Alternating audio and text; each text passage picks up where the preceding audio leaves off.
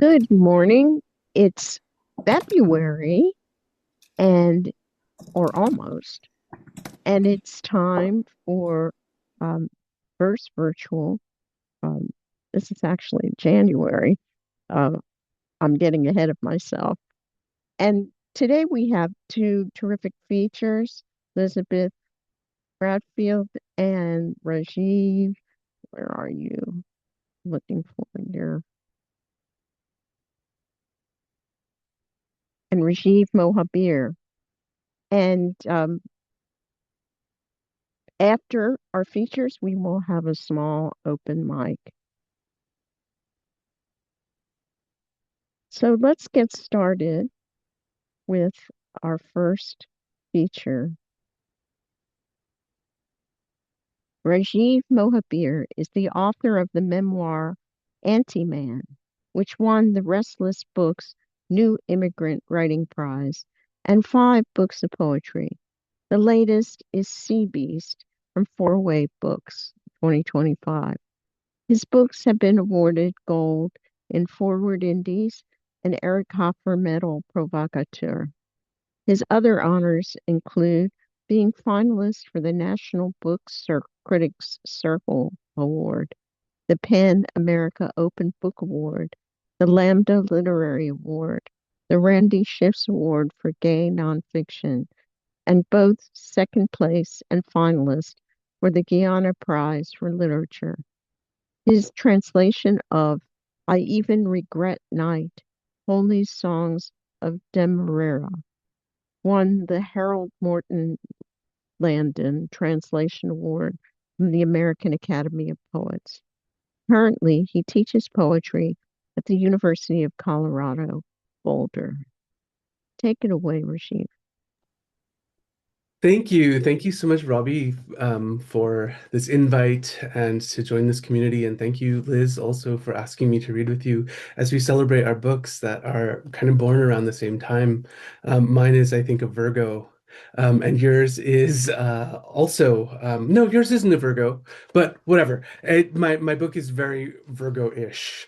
And I'm really excited about it. It's the second of what I'm calling my whale books. It's a strange thing to write sustained um, poems about animals without falling into the traps of how humankind have exploited like the natural world.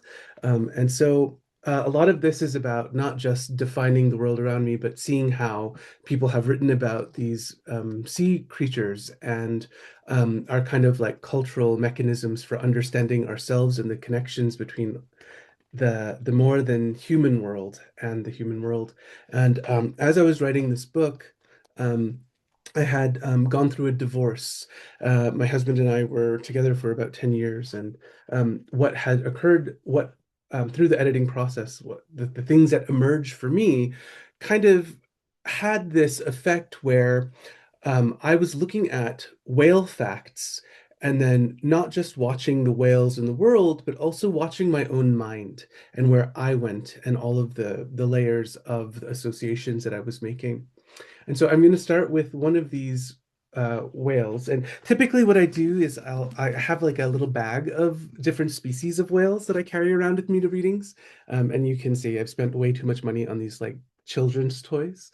But it's a lot of fun tactile experience. But unfortunately on Zoom, we're not gonna have that kind of energy. But anyhow, know that that's also one of the things that is happening in this alphabetically arranged bestiary. The first one that I'm going to read is called Bruda's whale. And the Bruda's whale for a long time has been a whale species that scientists, when they couldn't categorize some baleen whales of a certain size, they would put them into kind of like the taxonomy of what a Brutus whale is. And, it's interesting that with scientific discovery, the things that we know about the natural world shift and change, which is kind of like what happens in how I find that I've related to my ex after the divorce. Bruda's whale. A catch-all species scientists believe others belong to, like the misnamed Omura's whale or the Gulf Bruda's whale, pronounced Bruda, but spelled Bryde, which makes me hear bride. The two known species of Bruda's whale differ only marginally in skull, shape, and veil color. But there is so much we do not know, like who will be renamed when more information emerges from the depths into anchovy shoals, or when two men marry and diverge. What will it look like to re-download Grindr or Scruff a decade after I first put myself inside you? What will I call you tomorrow, the next day, in 5 years? You were once beautiful as my bride, the name for us changing and changeable, a wedding ring, a bottomless basket.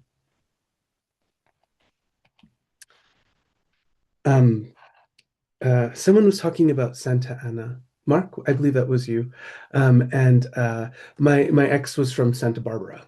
And one of the fun things to see in Santa Barbara was the California sea lion, which is quite a remarkable adaptive species.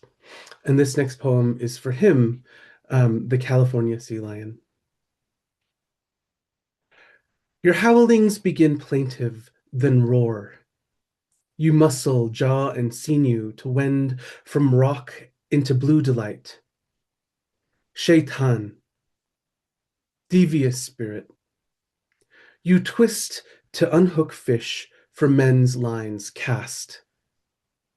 The casters hate your ears, but dress wives in your fur. They profit from your wind of foreflipper and swish. I'm 3/4 tired of performing for crowds, you say, and dive. Imagine before plumping into 770 pounds, you feared the element that allows agile grace.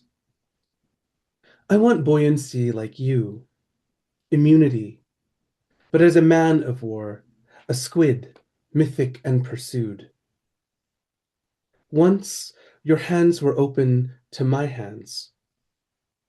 I gave you a carved stone, red and gold like rays bleaching your beard. I wanted your teeth to puncture my bone.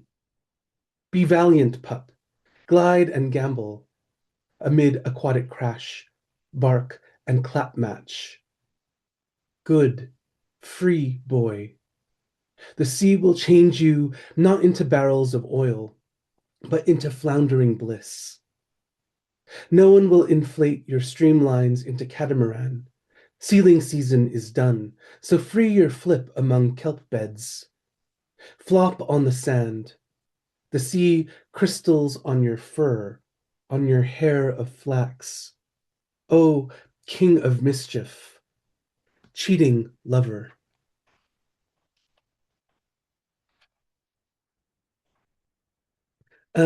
I really loved the kind of like deep dive that I was able to do through firsthand observation as well as observing what scientists had written about and spiritualists had written about the world of sea mammals. And this next poem, thinking about taxonomy, is called The False Killer Whale. And I love the word Pseudorca as the genus of this species, like pseudo orca. But this fact that I think through comes from Susan Casey's book called Voices in the Ocean, A Journey into the Wild and Haunting Worlds of Dolphins. And as we know, the false killer whale is a species of toothed whale that belong to, classification similar to dolphins, if they are not dolphins themselves. And she writes, death is far from instant. First, dolphins endure paralysis. Then they die of gradual shock, hemorrhage, drowning, or asphyxiation. And she's writing about the trade of sea mammals into places like SeaWorld and, these other aquariums. We pray with our lips. The ocean is terra nullius, its inhabitants in black fish skins.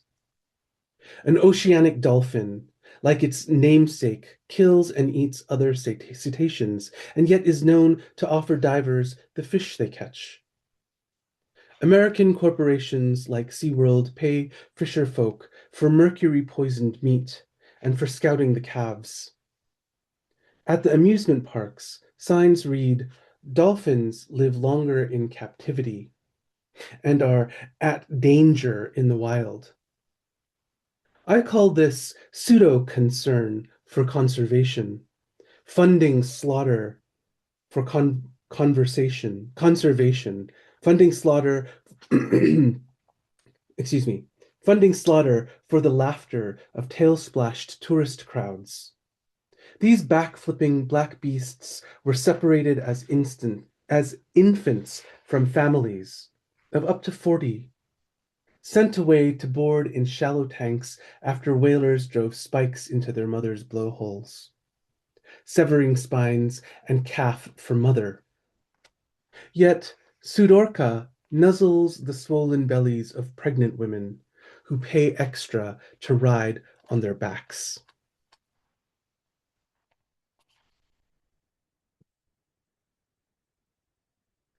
Um, Something as I was editing this book, and a poem that had to come into this collection was the kind of interesting revolt that we'd seen in the Iberian Peninsula of the orcas themselves, who were, attacking vessels. And it was just kind of like this rallying cry for so many folks across, the world to be like, okay, the natural world, has these beings with incredible organizational skills and communication skills. And it also made me think of like how as a human being, I wanted so much to layer my own metaphor into this of like queerness and the resilience of the heart. And so here is my poem called Iberian Orca. Following the bluefin migration with their own languages, dialects, and cultures passed from elders to youth in a cycle of learning that humans cannot understand outside of terms such as mimicry and subhuman. This subspecies swimming the northern Atlantic in matriarchal groups revolt against patriarchal lines dangling in the water, extending to the new form of hunting. Scientists are split as to the reason that draws the killers to damage the vessel's rudders and to sink fishing boats. Play or revenge? A behavior whale watchers fear will spread across the damaged world, despite orca-type, residents, mammal-eating, transients, and those deep-sea dwellers.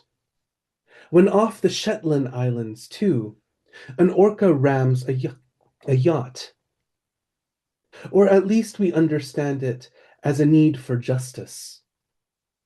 Humans plot revenge ourselves, our impulse to see the world as we are. When a hornet stung my head, out of want, I bought a smoker to stun its kin underground until I could flood them out with soap and water, drowning them until the earth no longer hummed underfoot. Don't ask me where I learned this thirst. My first sub blowjob, video games, marriage. And I am going to end my reading with a poem from the whale book before this that is called Whale Aria. And this looks at the the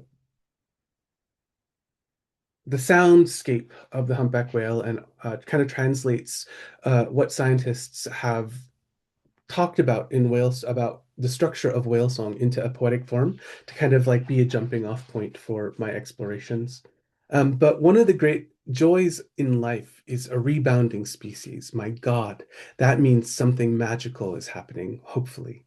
And the the thing that really struck me was that humpback whale migration routes have changed to include again the waters outside of New York City, which was once one of the most polluted waterways of our country. And another thing about this is, I lived in Queens, New York for about 10 years, and it's the seat of the Indo-Caribbean and Guyanese specifically diaspora that I am from. And it was really cool to be there. But as we know, in 2016, someone else, the 45 was elected, and please allow my political voice to be braided into this poem as I wrote this thinking about how ICE polices immigrant communities, and as we see that right now happening. Why whales are back in New York City. After a century, humpbacks migrate again to Queens. They left due to sewage and white froth banking the shores from polychlorinated biphenyl dumping into the Hudson and winnowing Menhaden schools.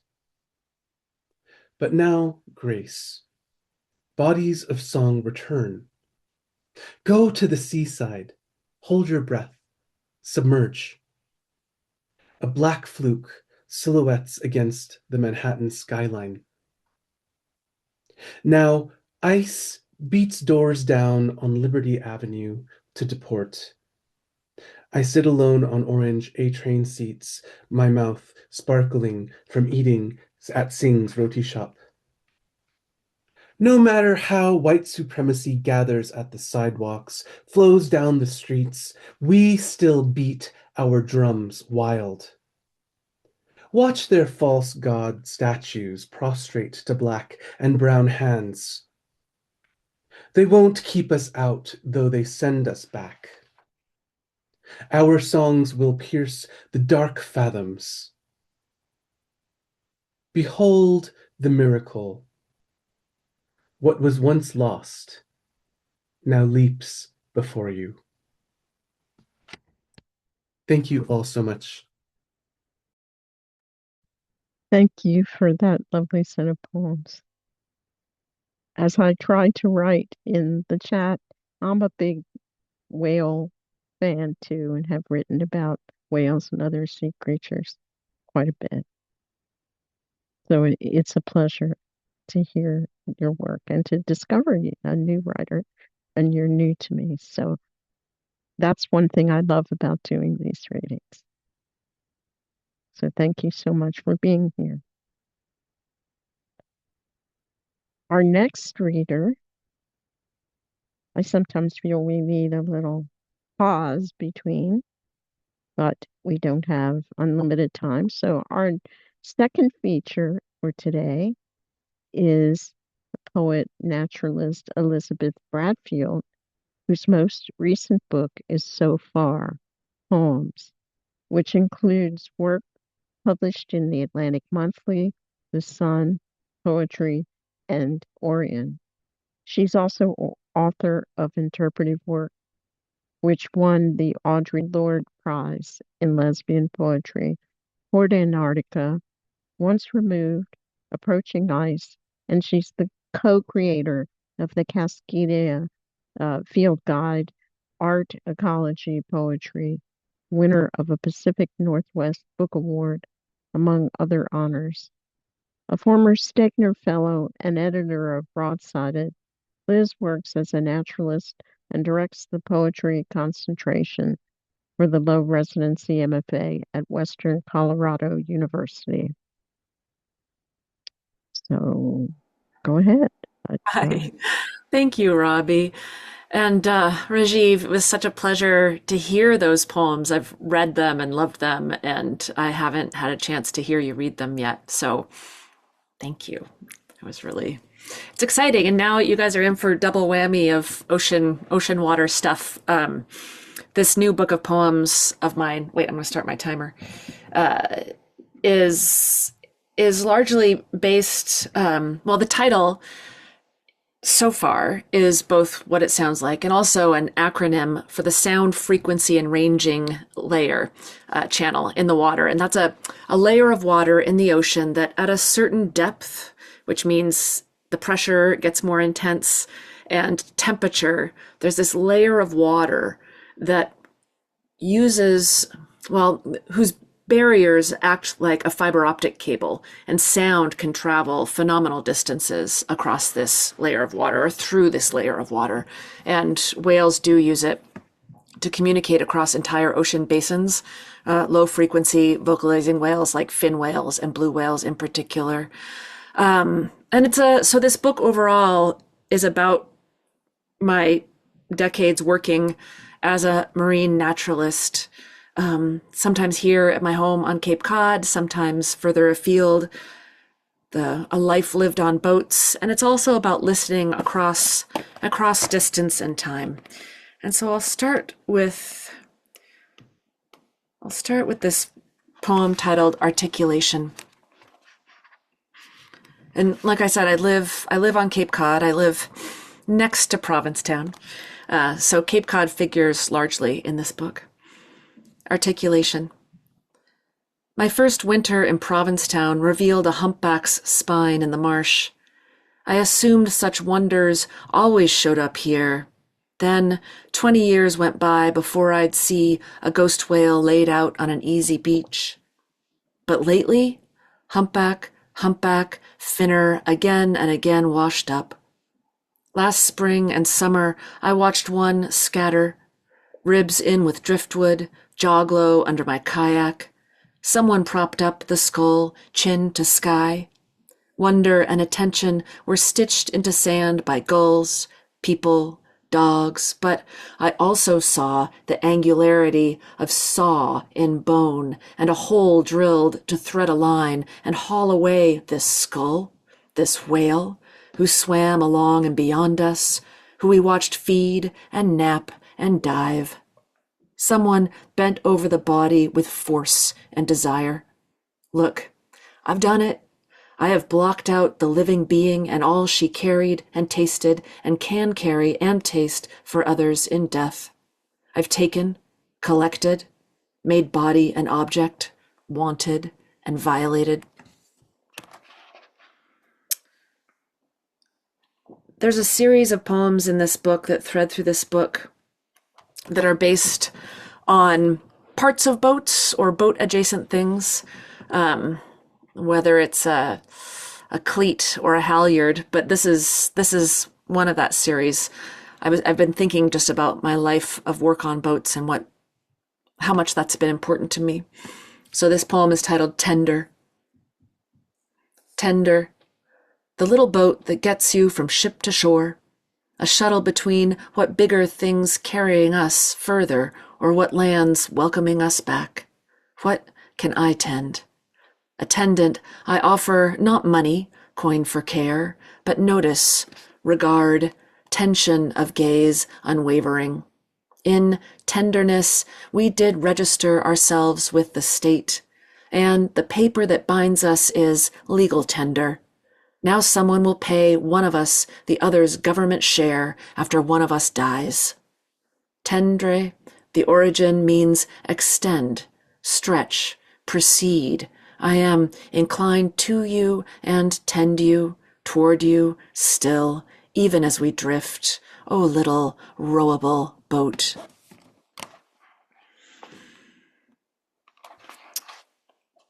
I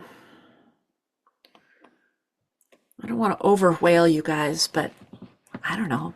The more whales, the merrier. So I will.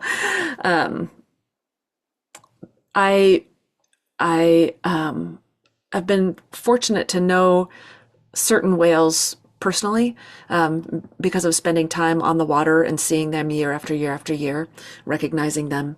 I help out sometimes at a research organization named the Center for Coastal Studies here in Provincetown. And one of the things that they do is they have the team there that invented the science, the best practices for cutting free large free-swimming whales of their entanglements of nets and ropes. And so now people come from all over the world to Provincetown.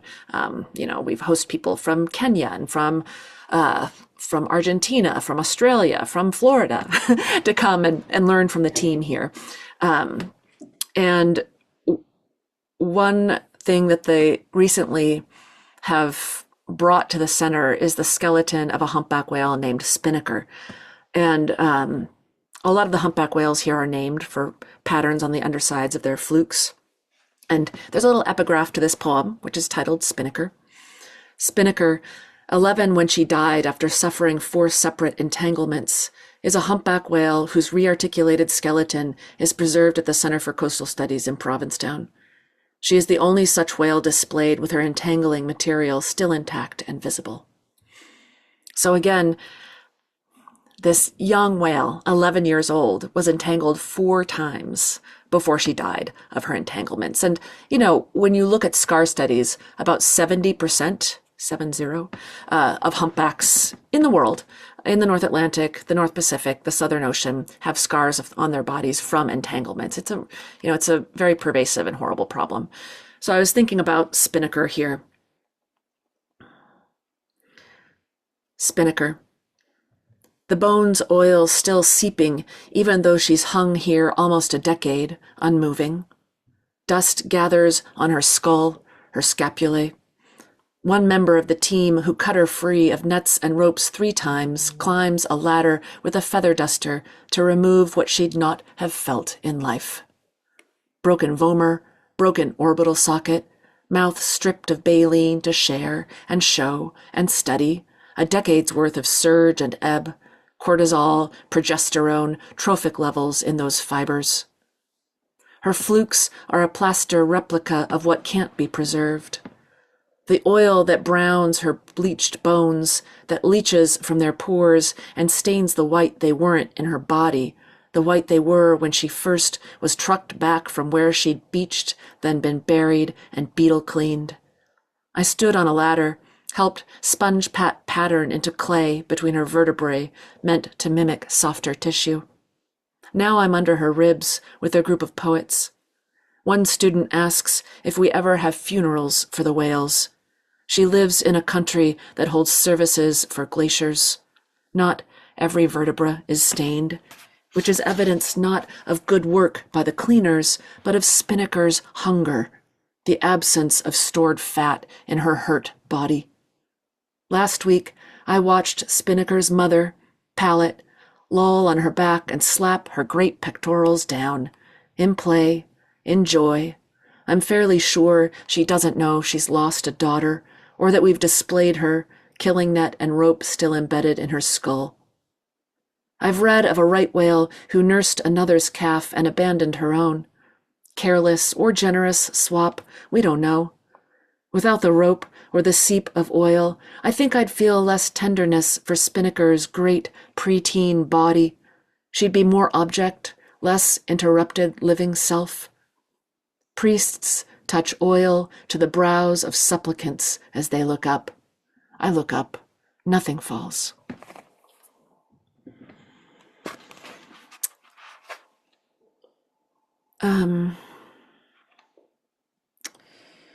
One of the things I think a lot about is, especially in this time, the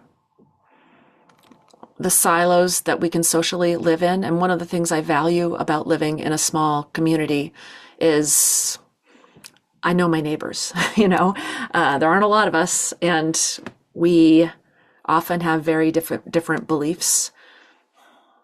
And yet we also understand that we're living in the same geographic space, and in a place like Cape Cod that's so ecologically fragile, the sense of that tension and that vulnerability is palpable too. So this is a poem titled Allegiance. Each morning, before light, in season, Billy's F-150 fires up, grumbles in his drive, heads for the pier. I hear it through the small window above my bed, and when I'm out, I watch for him. Billy at the race, Billy off the Peaked Hill, Billy steaming home around the point.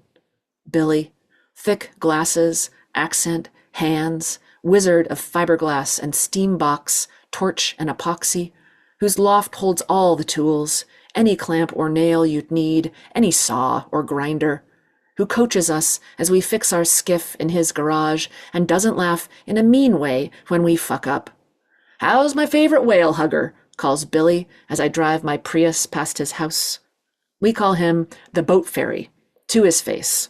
He and his wife call us the girls. We avoid politics beyond weather and fish, which we get into big time, elbows out windows, idling. We want to make him a t-shirt, a badge, a sticker for his truck. We tell him so. Listen, we all know there are silences between us. It's okay to not speak them here. I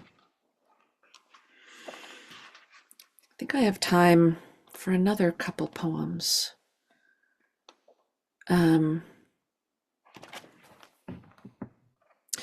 Here we have an annual parade called Carnival, which is like Mardi Gras, but in summer. And, Provincetown is a big queer community, and it's an epic parade. Totally crowded. And every year the parade has a different theme. And a few years ago, the theme was gods and monsters.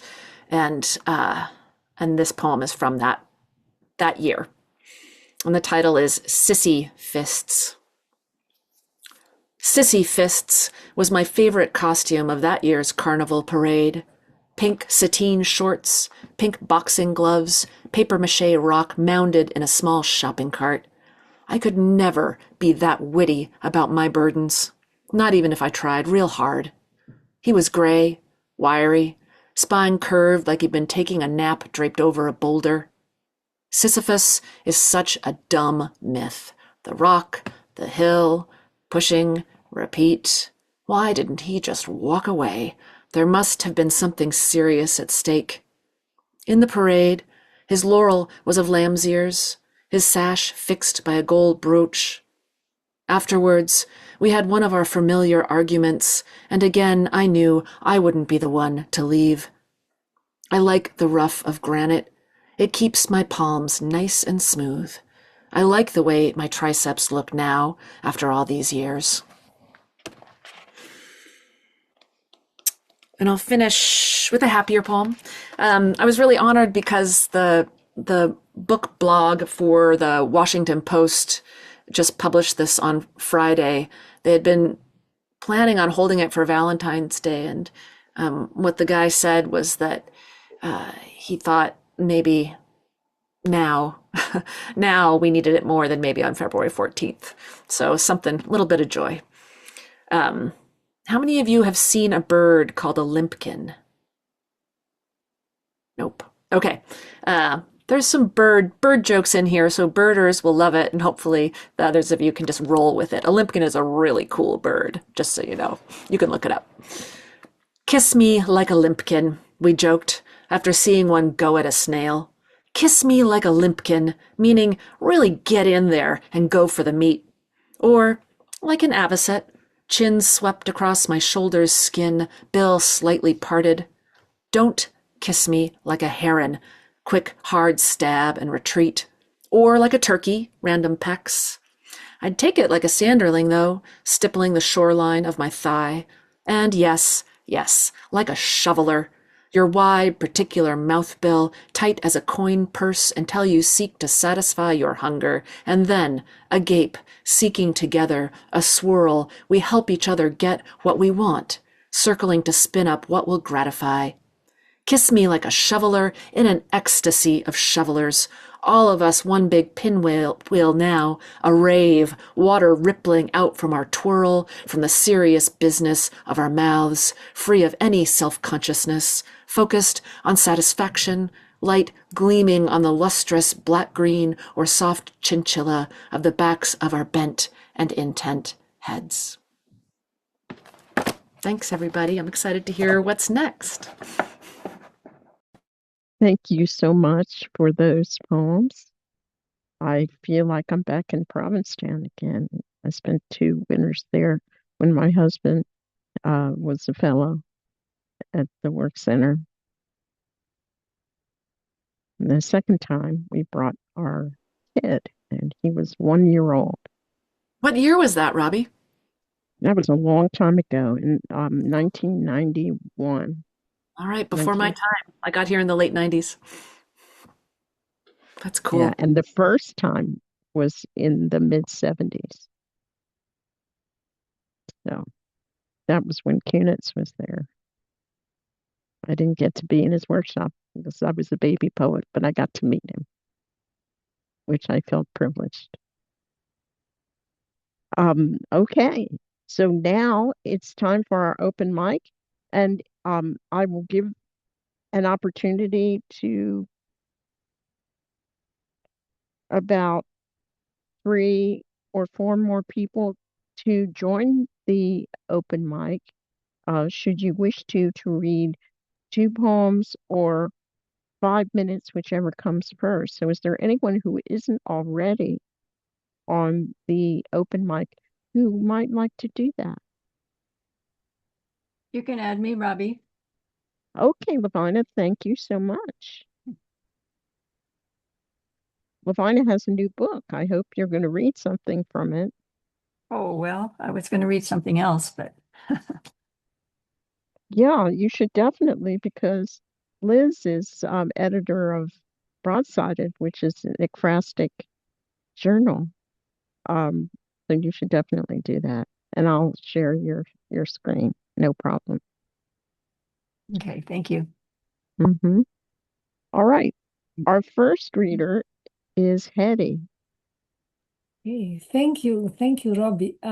Thank you very much, Rajiv and Elizabeth. It has been really mind-blowing and very moving. Thank you very much. Can I share screen? Yeah, let me do that now. Yes, go ahead. Okay, okay, sorry, I couldn't find the green button. Okay, so I I do have a couple of ekphrastic collections, but I'm going to read from a new manuscript I'm finishing right now, and I do write ekphrastic poetry even in my memoirs in verse. So there are at least a dozen and a half or more ekphrastic poems in this collection. This first poem, the manuscript is a memoir, as I mentioned, and it's tentatively titled In the Folds of Time. This first, sorry, I have to put the focus so that you can see the image better. This painting is by Gerda Wegener, Queen of Hearts, or Lily. And it inspired me the following prose poem titled Playing Solitaire. See, this is who I want to be, the Queen of Hearts, impassible yet wearing a heart-shaped ruby pin, swelling with anticipation as night after night I shuffle the deck and wait for his phone call. On the mahogany, a bottle of wild raspberry eau de vie stands next to 2 glass flutes. Who would have thought I'd follow my grandmother's footsteps and align card after card in concentration? When it was my mother's turn to play solitaire, she'd enter a meditative state, allotting a special wish to each round. See, I loved the way cards covered the table in rows, setting up an arcane tableau. Cigarette butts fill the ashtrays as I'm back to chain smoking the way I did after my first heartbreak. Each spent cigarette giving hope and light to the next. Maybe a way to change the outcome, or myself. I move cards face up one by one and mumble muffled sounds the way my grandmother and mother used to do. What did they wish for time after time? And the next one is one of the numerous dream or surrealist poems interspersed with the more realistic poems. And this one is called Why Are There Always So Many Heteroclite Persons in My Dream? I entered an auditorium announcing a recitation of poetry in 50 languages. Suddenly, A woman started humming and chanting in an unknown Slavic language. When we were summoned to take turns singing, I ran out to another room where Spanish was the norm. I followed two women who looked familiar, perhaps from an earlier conference. When I asked them about their field of research, they stared at me as though I was speaking gibberish. We're from Beirut, they said.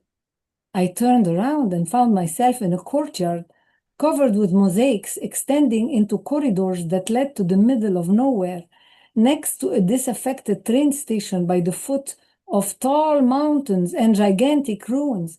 I stumbled upon a young man who promised to take me back to where I would find my bearings. He took me to a crowded apartment from which I couldn't leave. I said, there was nothing to gain from my detention after all. I was an old woman with no money who needed to be back in the city center with streetlights and restaurants, but no one listened to me, as though I were transparent. I woke up distressed as I realized I was only separated from safety by a thin veil. Thank you. Thank you so much, Hedy. Hedy is an artist as well as a poet and has several beautiful ekphrastic books. Our next reader is Shanti. Hi, everybody. Thank you, Robbi, for inviting me here. So I'm going to start my timer. There are two pieces I'm going to read. The second one is ekphrastic, and I want to be able to share my screen to pull up the photo. So I will start with the first one from my God, came out a few years ago from Black Metamorphosis. Just really quick snapshot. I entered into a conversation, interrogation, and interpretation with Ovid's Metamorphosis. Atlas, what about the rainbow serpent? Something about Hercules joining caused Atlas to shift his burden of punishment. Something like daddy issues, mommy issues, a Greek man's burden. I heard of a rainbow serpent holding not just an edge, but all of creation along with looted bodies from there to here, here, and here. Scattered like seed, how long can a tail be held by the tip in one's own mouth? Talk about burden. How long can one body bend to hold stolen children? The weight of bones, original names, and. So I'm going to share screen. Hopefully this works. Okay, can everybody see that photo? Yeah? Can we see it? No, what I see is the Okay, hold on. Sorry. I'm on another computer. So let's see. Allow window, allow share screen. Sorry. Okay, can people see that? Nope. Okay. I'm not even gonna bother. Oops. It's not okay. Everybody can still hear me?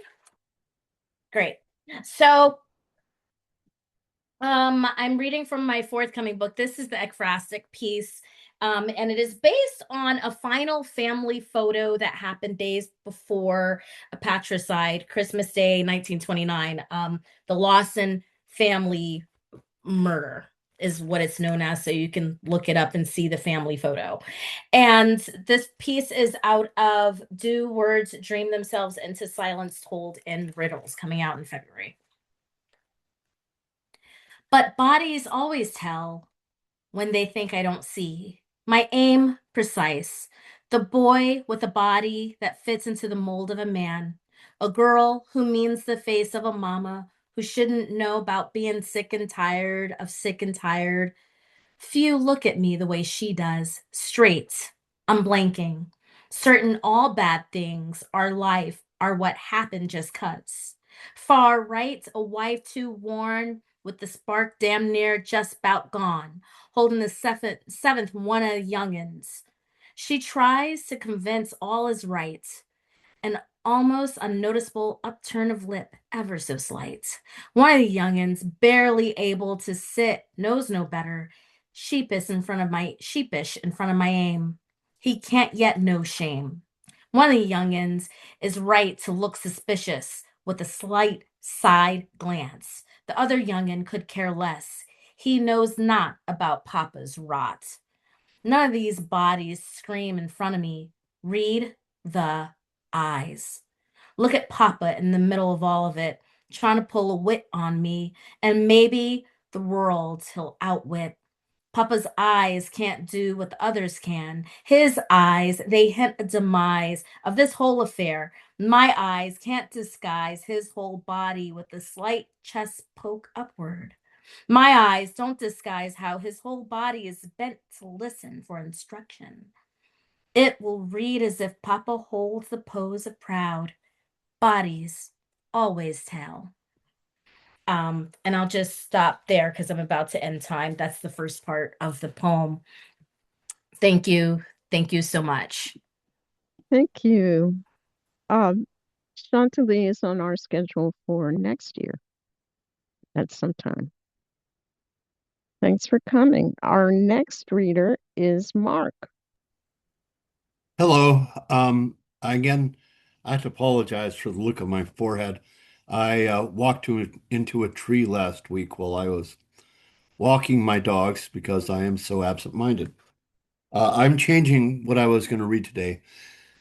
This is the cover of my second book.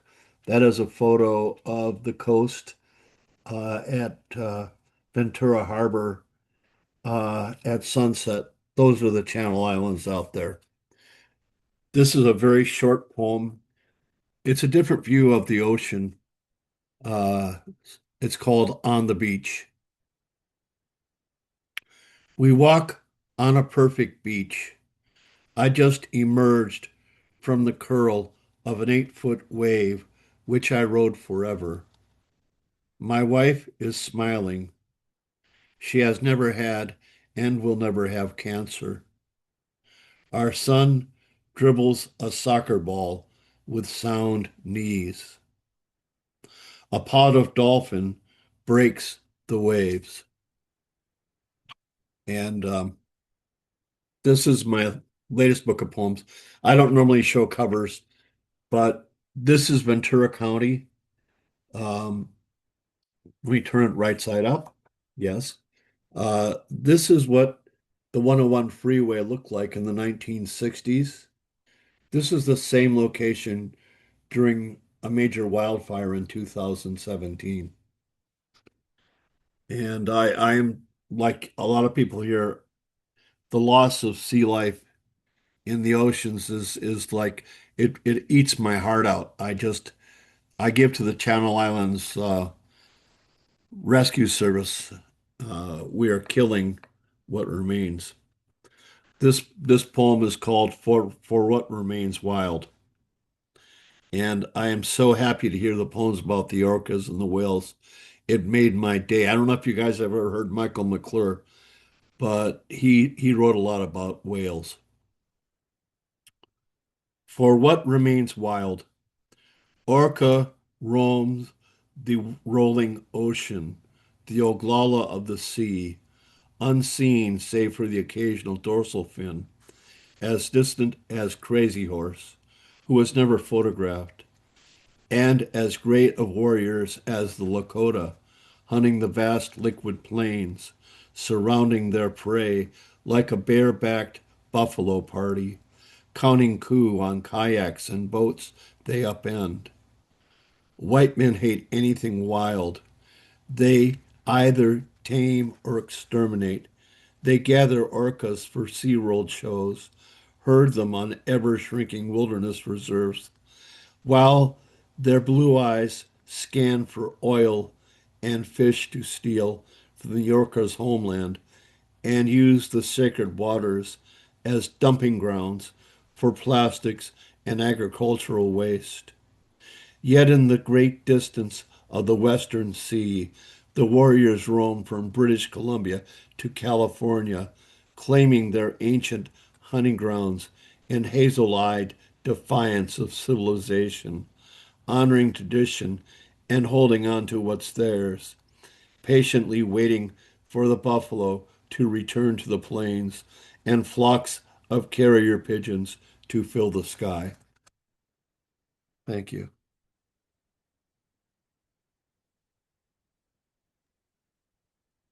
Thanks, Mark.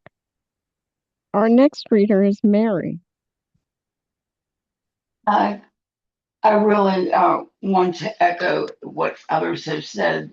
Long time ago, when they first came out with recordings of the humpback whale songs, I have listened to those songs since then and feel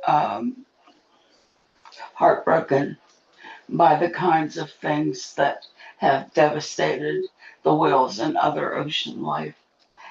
These are a couple of recent poems that I've done about angels.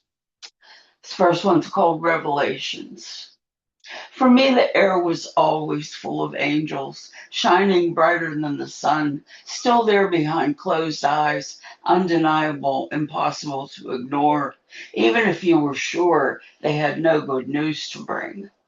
Think of them with their flaming swords at Eden's gate, forbidding your return, no matter how dry the desert, how empty your arms, how much you ache to go back home. Later, you will see them coming from unexpected angles, supremely confident their news will revolutionize your life, displace everything you thought might come in one blinding sweep that burns the shadows from every corner of your small and cozy world. The wind of their words so cold it freezes the mitochondria in your every cell, leaving you alone and ashamed, unable to remember anything but acquiescence. Such tragedies come without apology to saint and sinner both. None small and meek enough to beg excuse. No refuge safe from God's raw emissaries, whose light is deadly like the long heat of uranium's decay, making your shadow permanent on the walls of the room where you were chosen, your life taken and reshaped, leaving you an icon of sacrifice, a warning to all who escape such terrible attentions, the gifts of angels, merciless and bright, ministers of God's unrelenting favor. This other one I called Unfaithful, but it refers to an image that was on a holy card, if you know what holy cards were, little religious pictures on cards that when I was young we used to collect and trade uh, and study like boys would do with baseball cards. Unfaithful, unconvinced by the simpering angel, arms spread wide behind two children, as though to guard and guide, invisible to them, unfelt, useless as the sweet faced plastic Jesus on sister's desk, arms open wide, heart bared and bleeding, circled with thorns, praying for sins we have yet to commit, ones the nuns tried to convince us were part of our inheritance from Eve, first mother, whose disobedience cheated all her children out of paradise. Maybe that story was the first great lie we were expected to swallow and shut up about. The first communion that kept us safe in God's own party, making all the lies that followed easier to accept, even as our eyes denied the fundamental twist in their story, unpinning us from the world and leaving us to spin untethered like astronauts in free fall, divorced from gravity, without hope to recover the solid ground that was not paradise, but less than hell, with words that did not shift and subvert sense, forcing us to our knees before one more greedy demon. Thank you.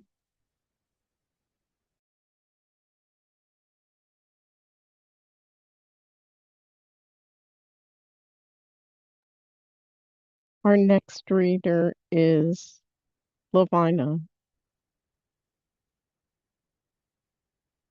Lavina, you still there? Yeah, I had to unmute. Well, this is my book. You wanted me to read from it. It's from Bamboo Dart Press. It's an odd collection, I'll admit. I composed each poem by taking a collection of someone else's poetry off my shelf and taking a word set, usually first and last lines, throughout the book, and then made a poem out of that limited vocabulary. So I'm going to read two very short poems. It was pretty difficult to write anything long. This one is called A Different Way to See, and the word set was from Rosemary Waldrop's The Reproduction of Profiles. A Different Way to See. At one time, bewitched by woods, snow, wind, a kind of drunkenness allowed, a space in the mind for the mysterious, a wider capacity for wonder at what cannot be known. Morning, walking the rainy countryside dense with fog, something hums with the drumming on the body, a naked sense of calm in water falling. Worries become phantoms that the simple crosses out. And I'll read one more. Another very short one. This one is called Turn. And this one I took the word set from Heather McHugh, A World of Difference. Evening. The light about to begin turning evergreens into impressionist gold. Only a ghost hold of the field and the black cat seeing what we cannot. Here is a boy and an acre of stars and planets, more space to fall through. One day he will see that echo invented always and never hasn't anywhere to be, that things split away from themselves. What is a century? A word, fire in a box that crackles. Before we go away, brilliant last minutes like this, feverish islands of resistance. Thanks. Thank you. If you want to people want to put their books and other announcements in the chat, please feel free to do that. Our penultimate reader is Jim, our estimable editor of Verse Virtual. So please go ahead.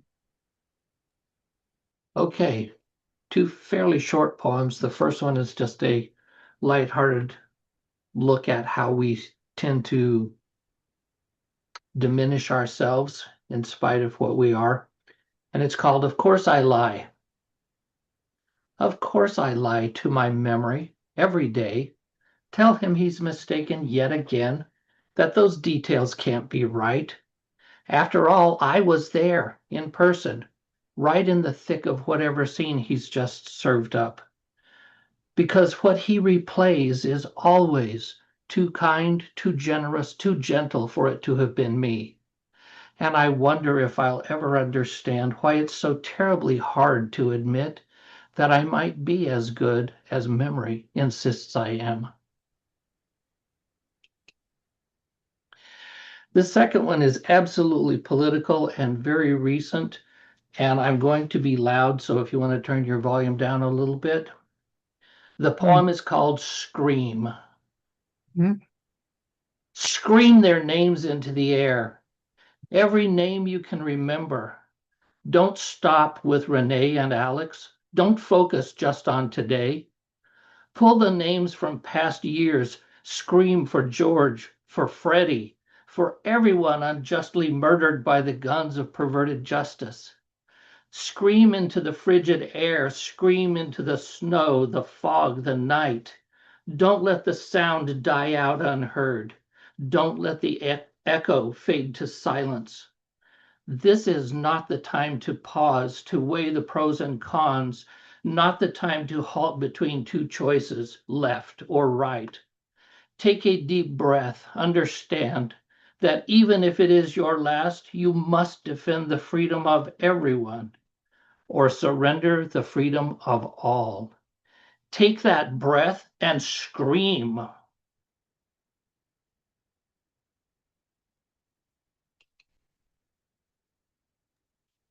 I would, but I dropped a link into the chat where you can hear an enhanced version of that has some pretty hard driving 60s rock music. And the poem is sung to that music. I would highly recommend it. you need to make a video of that. Essentially, yes, but with a static image, but you'll love the music. Okay, thank you. Um, I have got so many poems about whales, and I didn't really bring any of them today. However, I've got one ecological poem and one poem about science, and that's close enough. So let me start with the one which is kind of long anyway. Maybe that's all I'll read from my book. So I'll share the image. No, that's not it.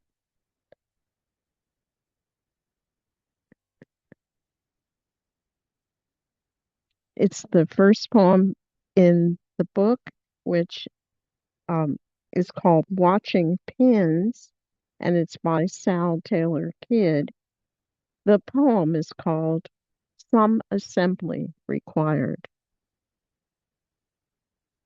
The mind is always brewing something, tracing science shifting menageries in clouds. Any plain ingredients, flour, water, and a bit of yeast and salt, plus time, can rise to the occasion, becoming a new thing. So a handful of steel pins dropped on a table spurs the mind to summon forces far beyond itself, as sages once scanned the entrails of a bird, thrown sticks or tea leaves at the bottom of a cup for wisdom that could change a nation or affect a life. What emerges depends upon the mind at work. Maybe a strategy to solve a city's traffic woes, a way to plan political maneuvers, or a play in sports. Philosophy and science are full of sudden insights of this sort, like Newton's apple, Archimedes bending over water, rising in a tub. The chemist Auguste Kekule learned the benzene atom structure from the sudden vision of a snake swallowing its tail. In the pandemic, when the rules of ordinary life were all suspended and time became the most plentiful commodity, we could stare at nothing like a cat intent on tracking birds outside the window. People looked back on their life, hoping to mend old rifts, contacting former friends or enemies, the quarrels long forgotten. We changed, like dough rising at the back of a warm stove, sequestered in our homes. We braided our loose threads into a pattern, wrote plays, made a family, discovered special gifts we didn't know we had, found power at the tips of our own fingers. Thank you.